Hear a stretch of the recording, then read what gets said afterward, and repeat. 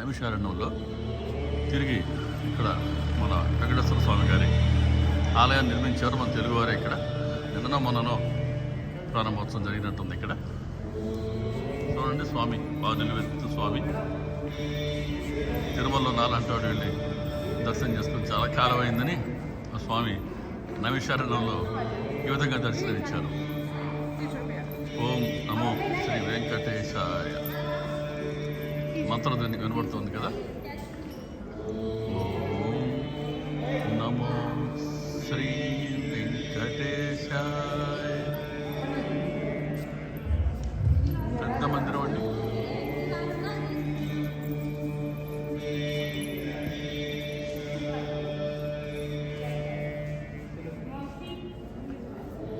అమ్మ ఒక్కొక్క అమ్మ స్వామి గారు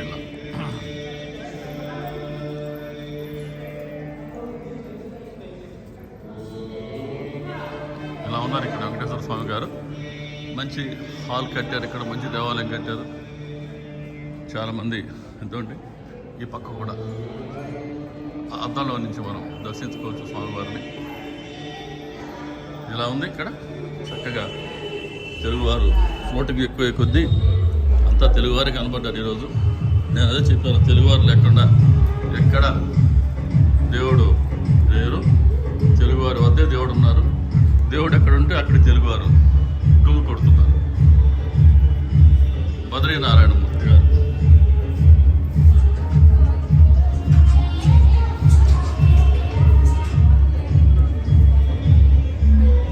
తెలుగు వాళ్ళకి ఎలాగైనా కొద్దిగా నాకు తెలిసినంత వరకు నా అబ్జర్వేషన్ కాస్త సంపద ఎక్కువగానే చేకూరినట్టు నేను భావిస్తాను భగవంతుడు రైతు.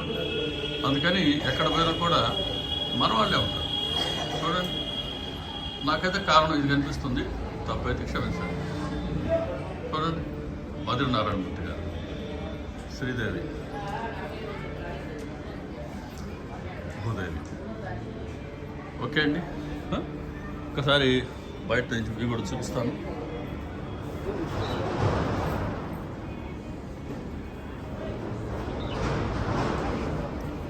గరుత్మంతుల వారు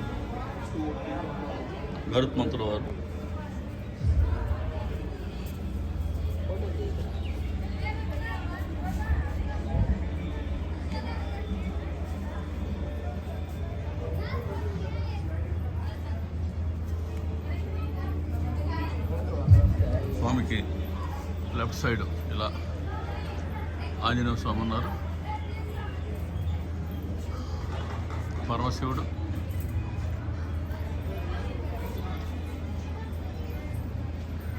విఘ్నేశ్వరుడు, ఇలా వరాహ స్వామి,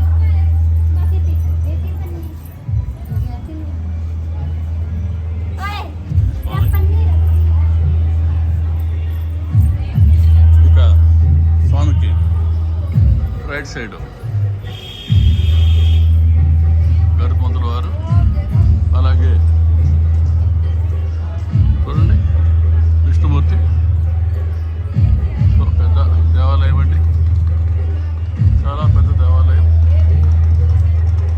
అలా ఉంది ఇక్కడ. ఇంకోసారి మళ్ళీ ఇంకో వీడియోలో కలుద్దామండి. శ్రీ సచ్చిదానంద సమర్థ సద్గురు సాయినాథ్ మహారాజ్కి జై. బాబా.